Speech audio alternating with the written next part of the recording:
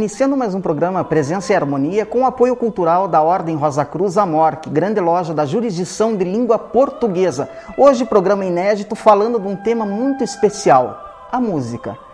Talvez das belas artes a que mais nos eleve para planos superiores de consciência. E pensando nisso, o programa Presença e Harmonia convidou uma pessoa muito especial que faz parte da Ordem Rosa Cruz para nos esclarecer um pouco mais sobre esse tema que é fascinante. Nós temos a honra de receber o nosso fráter, e maestro Raul Passos, que é diplomado em composição e regência pela Escola de Música e Belas Artes do Paraná. No piano, ao longo de 17 anos, recebeu a valorosa instrução de Vivian Shidlecki. Na Universidade Nacional de Música de Bucareste, Romênia, estudou ainda com Verônica Gaspar, Manuela Giossa e Steluta Radu. Aprimorou-se em masterclasses com Edson Elias, Fernando Lopes, Ingrid Barankowski, Claude Bassman, da França, Giorgia Tomassi, da Itália, e Andrea Lucchesini, da Itália também, entre outros. O Raul apresentou-se nos principais espaços culturais de Curitiba e do interior do Paraná, tendo sido ouvido também em São Paulo, Santa Catarina, Rio de Janeiro, Rio Grande do Sul, Minas Gerais e Goiás. Entre 2008 e 2009 residiu na Romênia, onde se apresentou várias vezes na capital Bucareste e nas cidades de Pioresti e Brasov, em recitais dedicados quase exclusivamente à música brasileira, subsidiados pela Embaixada do Brasil naquele país. Paralelamente, aprimorou-se em composição com Sorin Lorescu. Também na Romênia, sua suíte para piano a 4 mãos, Cartas Romenas, foi executada durante a 19ª Semana de Música Nova de Bucareste. Em 2001, aos 18 anos, Raul Passos foi laureado com primeiro lugar no concurso latino-americano de piano Rosa Mística. Entre 2003 e 2005, foi corresponsável por um projeto de redescoberta e divulgação da obra de Brasílio Itiberê. Paralelamente à sua atividade de palco, é pesquisador da Universidade Rose-Croix Internacional e colabora regularmente com a revista romena de música contemporânea número 14 Plus Minus. Além disso, ele é responsável por toda a direção musical da grande loja da Ordem Rosa Cruz de língua portuguesa. Sem dúvida, uma presença muito especial aqui no programa. Tudo bem, Raul? Tudo bem, Frater Jamil. Agradeço mais uma vez o convite, que muito me honra. E vamos ver no que eu posso acrescentar para o brilhantismo desse seu programa. Sim. Tão dinâmico, que tanto é caro para os Rosa Cruzes e para aqueles interessados no Rosa Crucianismo. A honra é toda nossa, Frater Raul. Nós é que agradecemos a sua participação. E começando com uma pergunta um tanto filosófica, que talvez seja difícil de responder, mas não por um maestro como você. Por que a música nos toca tanto, a nós seres humanos? O ser humano é um ser musical, por essência? Eu acho que nós precisamos partir daquele pressuposto mais elementar, mais básico, porque a música, assim como tudo que compõe o universo, material e imaterial, é uma vibração. E por ser uma vibração, é natural que ela nos afete também. Assim, as vibrações mais grosseiras, elas são percebidas pelas nossas faculdades objetivas. Então, nós sentimos pelo tato um objeto sólido, que é uma vibração também. Nós vemos a cor, que é uma vibração de uma outra frequência, mas é uma vibração também. E o som é uma vibração. Então, por ele ser mais onipresente, de alguma maneira, ele nos afeta em uma quantidade maior de tempo.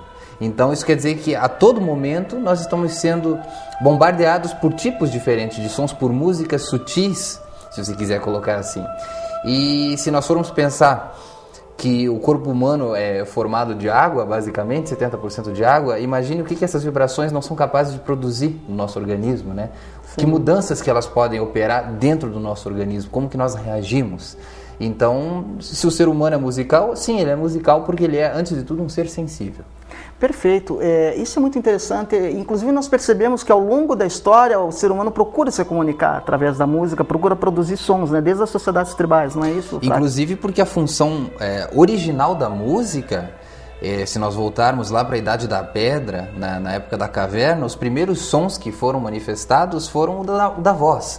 Então, a necessidade de comunicação e de expressão são necessidades básicas do ser humano, Então, ele primeiro se exprimiu, depois passou a usar a percussão, tudo mais.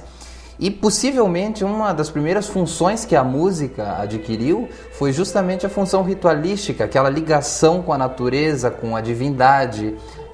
O ser humano sempre acreditou que a música atribuía a ele essa faculdade de ligação com o algo superior, com o ser divino, tudo mais. É por isso que existem tantos cânticos ritualísticos, né? A música está presente na ritualística das grandes religiões, de várias fraternidades. Ela representa um elemento importante, ela permeia todo o misticismo, todo o esoterismo que as grandes correntes religiosas e filosóficas têm. Então, antes de tudo, a música tem sim essa função de ligação com o divino, com essa vibração original.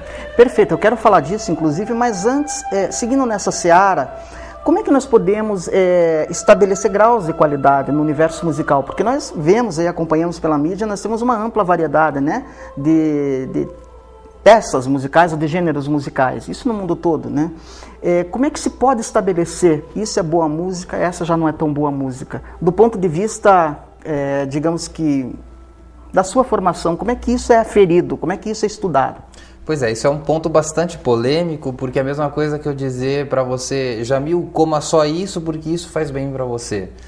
É algo muito relativo, porque depende do teu paladar, antes de tudo, né? Além do aspecto nutricional da comida, tem o aspecto do paladar. E a música, ela vai por um caminho análogo, digamos assim. Então, por alguma razão, né, a pessoa que está assistindo o programa, você, eu, qualquer um de nós aqui, já nos deparamos em situações em que estamos num ambiente e alguma coisa nos incomoda. Por exemplo, é muito comum as pessoas terem esse tipo de experiência, ou na rua, ou dentro de um supermercado, onde uma música é colocada sutilmente, ou às vezes ela está impregnando o ambiente e você não tem como fugir dela. Então você está sendo massivamente atacado por uma quantidade de som com a qual você não tem como recusar. E aquele som, por alguma razão, gera um estímulo sensorial e suprassensorial também no seu organismo. Então, de repente, você começa a se sentir ou mais triste, ou mais agitado, ou enfim, qualquer outra mudança de sentimento, de temperamento, a música tem a capacidade de induzir. Então, baseado nisso, nós consciente ou inconscientemente nos afinamos com um determinado gênero musical, com um determinado estilo. Então, eu poderia dizer que basicamente é cada um que deve dizer esse tipo de música é o meu tipo. Me convém.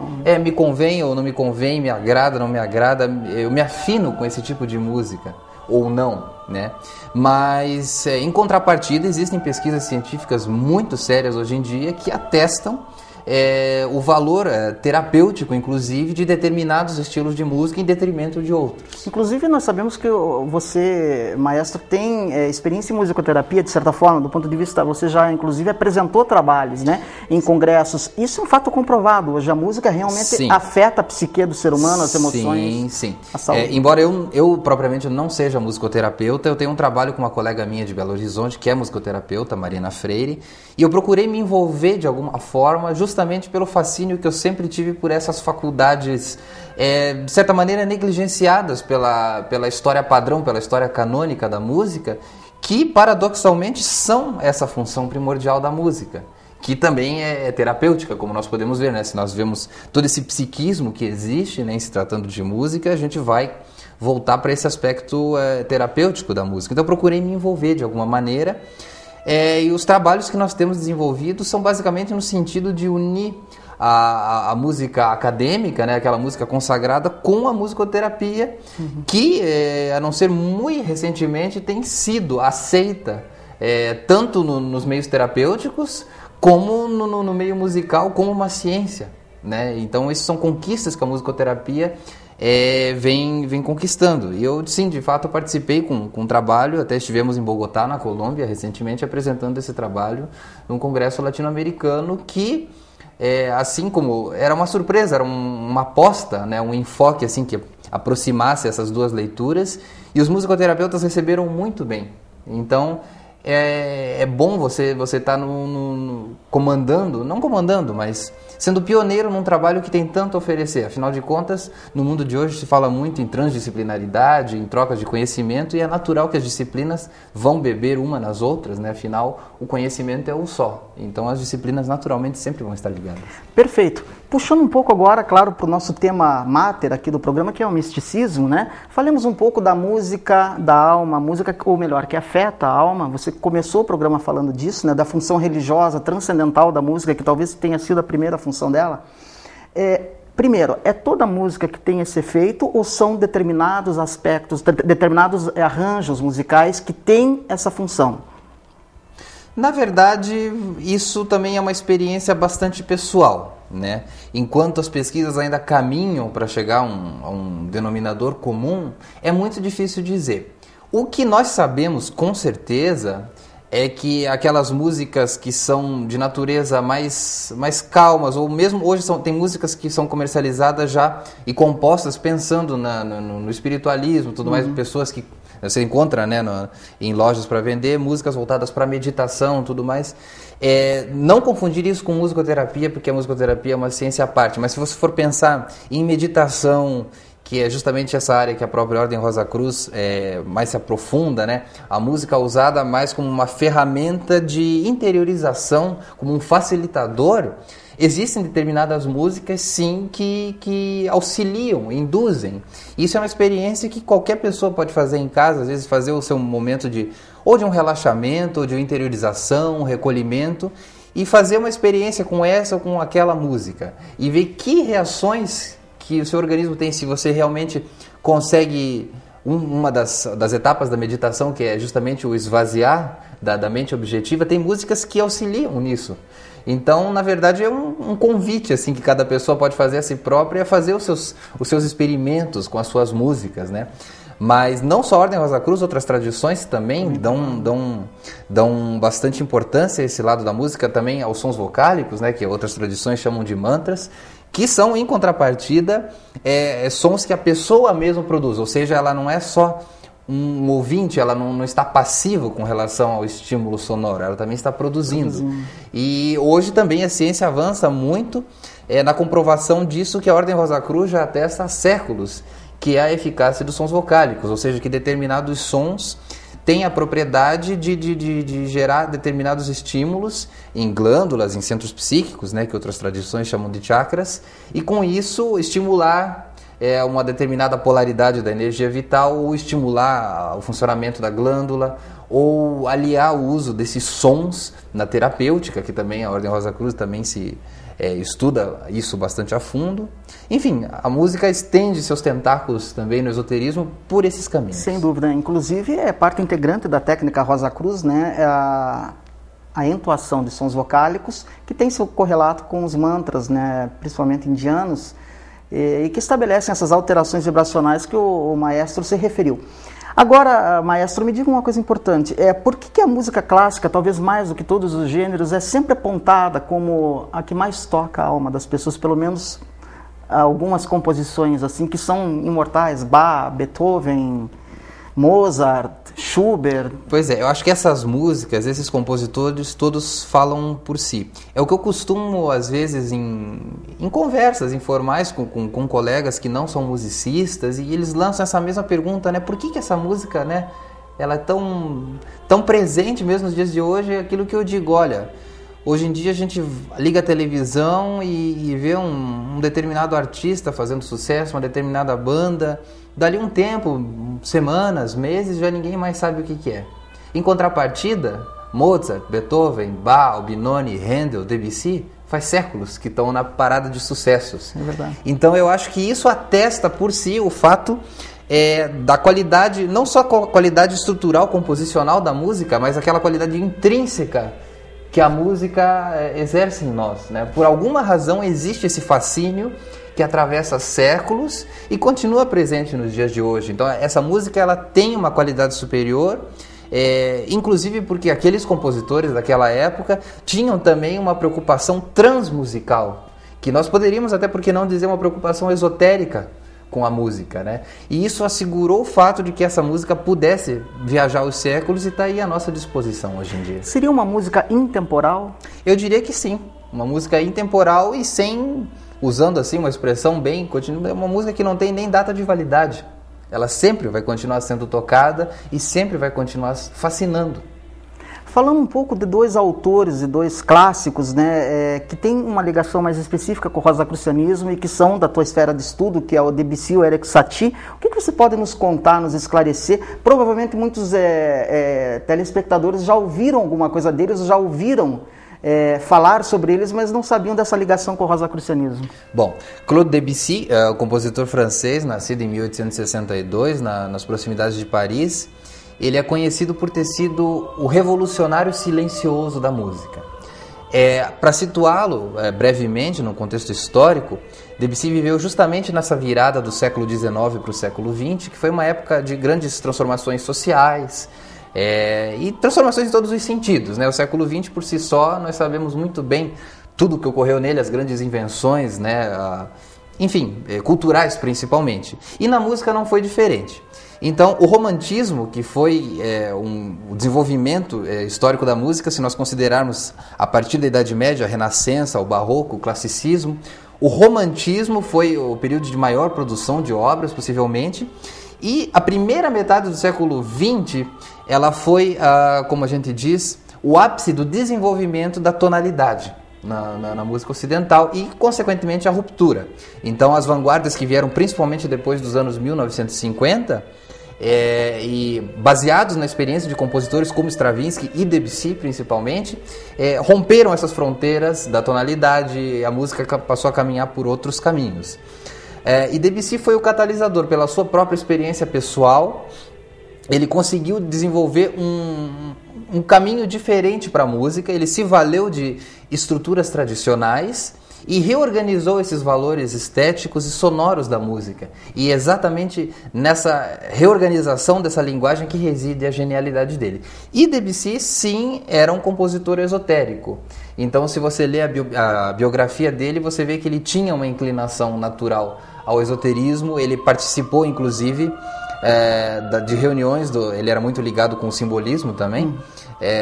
Ele frequentou aquelas soirées ou seratas, né, promovidas pelo poeta Stéphane Mallarmé. Era muito inclinado à poesia simbolista, que por sua vez bebia também em fontes esotéricas. Você vê Charles Baudelaire escreveu as famosas Flores do Mal, ainda sob o impacto do conhecimento místico de Emanuel Swedenborg. E claro, todos os poetas simbolistas e pintores simbolistas também remetiam a essas raízes esotéricas. Então, Debussy não se furtou a isso. E nós vemos vários indícios na sua produção musical, onde ele se remete ao Egito, né? No caso do balé Kama, no prelúdio para piano, vários deles, mas principalmente Canop, que se refere ao jarro canóptico, ou mesmo ao deus Canop da mitologia egípcia, ou ainda danseuses de Delphi, dançarinas de Delfos, né? Ainda aquela atração para a Grécia. Enfim, em vários momentos você encontra indícios dessa, o que eu costumo chamar de filiação esotérica de Debussy. Você encontra o número de ouro, né? Que é bastante conhecido. Né? Desde a Renascença ou antes ainda, né? A proporção áurea você encontra em determinadas peças de Debussy, ou seja, consciente ou inconscientemente ele estava ligado com isso. E Erik Satie também. Erik Satie, ele foi como padrinho dessa geração da virada do século XX. Ele sim, também era um Rosa Cruz, tanto Debussy quanto Satie iniciaram-se na Ordem Rosa Cruz na última década dos anos 1800 a 1890, aproximadamente 1891, no que era então chamada Ordem Cabalística da Rosa Cruz. E naquela época participavam dessa ordem uns nomes que são muito conhecidos pelos místicos hoje em dia, né? Sarah Josephin Peladin, por exemplo, Papus ou Papi, Augustin Chabozot, entre outros, que promoveram aqueles salões da Rosa Cruz, inclusive, em que Debussy e Satie frequentavam assiduamente. Satie foi pelo caminho do lúdico, ele foi num ótimo sentido da palavra, um clown, um palhaço, que ele sacudiu aquele academicismo para o qual a música francesa estava tendendo, bebendo no wagnerismo também. Então ele foi um revolucionário, sim, jocoso, lúdico, que apadrinhou toda uma geração de compositores. E escreveu músicas, como por exemplo Sonnerie de la Rose-Croix, Sons da Rosa Cruz, músicas para dramas místicos escritos inclusive pelo próprio Peladão. Que coisa interessante. E hoje a obra de ambos é facilmente acessível ao público? Muito acessível, inclusive com o advento da internet. Hoje você pode acessar informações não só sobre a música, mas sobre a biografia. Você tem acesso a uma quantidade imensurável de informações. Maestro, alguns regentes têm feito experiências de aproximar a música clássica da população em geral com resultados parecidos. Quer dizer, parece que essa música encontra assim, um eco na população, de certa forma. A população responde bem. Parece que é um preconceito querer fechar essa música ao amplo conhecimento. Você concorda com isso ou não é bem por aí? Eu acho que sim, eu acho que todo esforço tem que ser feito nesse sentido, até porque, e nesse momento é uma visão minha pessoal, eu acho que a música que é consumida, e eu digo consumida porque ela é consumida, a música que é servida, que é ofertada à população hoje, se nós formos olhar com um pouco mais de senso crítico, uma boa parte delas não traz nas que tem letras, por exemplo, quantas delas que tem às vezes uma letra que nos chama a atenção pela beleza poética, e mesmo a música às vezes ela não tem nada na construção dela que ela até capta pela sua facilidade, mas muitas vezes se trata de uma música que é desprovida de outro valor que não seja o comercial, ou seja, a música, como nós falamos às vezes em nossas conversas, de esoterismo, fast food, existe a música que é fast food, a música que está na parada de sucesso. Por outro lado, existe uma outra música que é produzida longe às vezes da câmara, longe das propagandas, e que tem um valor altíssimo e que precisa ser descoberta. Então eu acho louvável o trabalho de instrumentistas, maestros, que fazem seus esforços para acessibilizar a música dita clássica, né, a música erudita, para pessoas que não têm esse conhecimento. E às vezes isso acaba gerando uma opinião errada acerca da música clássica. A música clássica é difícil, ela é reservada para iniciados. De fato, ela pode ser difícil se você não é acostumado com ela, se você não sabe, né, que música é diferente, ou às vezes você associa a música clássica com, às vezes, Bolero de Ravel, Danúbio Azul. São páginas bonitas, sim, mas eles seriam assim o lado mais comercial de uma música clássica, que são a pontinha do iceberg de uma produção aí, que uma literatura musical que tem mais de 4 séculos. Então eu acho louvável o esforço de pessoas que procuram acessibilizar essa música às populações. Eu mesmo, em cada recital que eu faço, para mim é imperativo que seja, antes de tudo, didático. Você dá informações sobre o compositor, sobre a peça, para que as pessoas tenham mais ferramentas para poder apreciar, para poder fruir do prazer musical. Inclusive, isso é um lado muito importante do seu trabalho, que é fazer palestras musicais, né? Sim. Ou recitais didáticos, palestrados, ou didáticos, como diz, a fim de acostumar, de informar melhor as pessoas com relação às estruturas e aos elementos que compõem esse universo da música clássica. Não é heresia, então, tocar Beethoven para a população em geral, para a população não iniciada. Não, inclusive eu acho que isso é um dever. Porque, for pensar, cada um de nós, na nossa profissão, você como jornalista, você presta um juramento que não é só aquele juramento de folha, é um juramento que se opera alquimicamente, internamente. Então, se você é um artista, a sua arte é feita para quem? É feita para as pessoas que às vezes não são iniciadas e que têm uma necessidade de transcender por meio daquela obra de arte. Então eu acho que sim, é uma obrigação pessoal. Perfeito.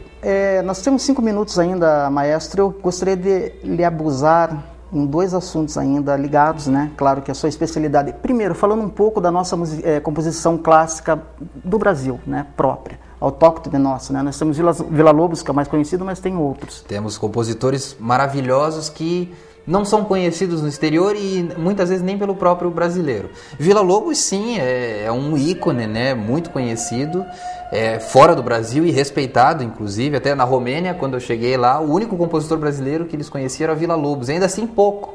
Então também me senti na obrigação de ser uma espécie de embaixador da nossa música dentro daquilo que me era possível. Mas o Brasil produziu nomes de muito valor, Camargo Guarnieri, Francisco Mignone, Alberto Nepomuceno, Cláudio Santoro, César Guerra Peixe e outros compositores que ainda estão vivos, Ricardo Takukian, muitos outros nomes, Harry Crowell, você tem Ronaldo Miranda, José de Almeida Prado, que veio a falecer nesse fim de semana também. são nomes que continuam honrando o Brasil e colocando o Brasil na mesma altura, na mesma grandeza do que qualquer outro país consagrado pela tradição, qualquer país europeu. E que dica você daria para o nosso telespectador que quer se iniciar na música clássica, especificamente, por onde ele pode começar, como ele pode começar? Você teria alguma receita? Bom, hoje em dia, como eu havia falado, a modernidade nos faculta algumas coisas. A internet é uma ferramenta maravilhosa. Você obtém muita informação, muito conhecimento, você acessa a música. E muitas rádios são especializadas também em música erudita, né? Nós temos em São Paulo, temos no Rio de Janeiro, em Curitiba também temos.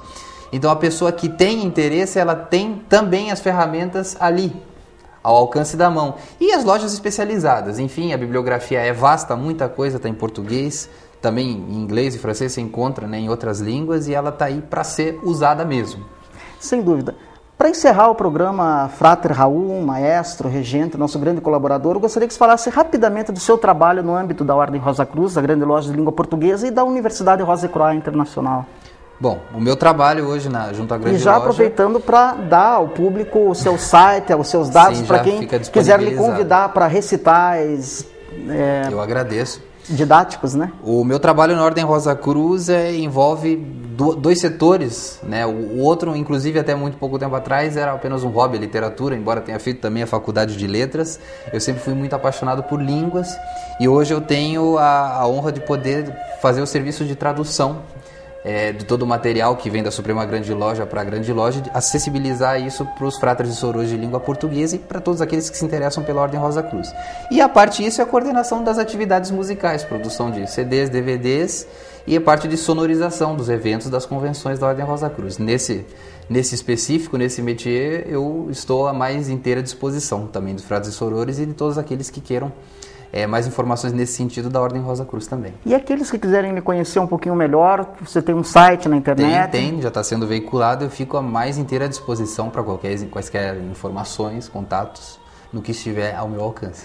Frater Raul, as portas do programa estão permanentemente abertas, espero tê-lo aqui muitas e muitas vezes para que possamos nos aprofundar, estender esse assunto que é fascinante, né, e que é tão importante para a saúde, não só física, mas também emocional e espiritual do ser humano. Todo o nosso agradecimento a você. Agradeço muito o convite, Frater Jamil, e até uma próxima. Até uma próxima, e a todos vocês, os nossos melhores votos de paz profunda e até o nosso próximo encontro.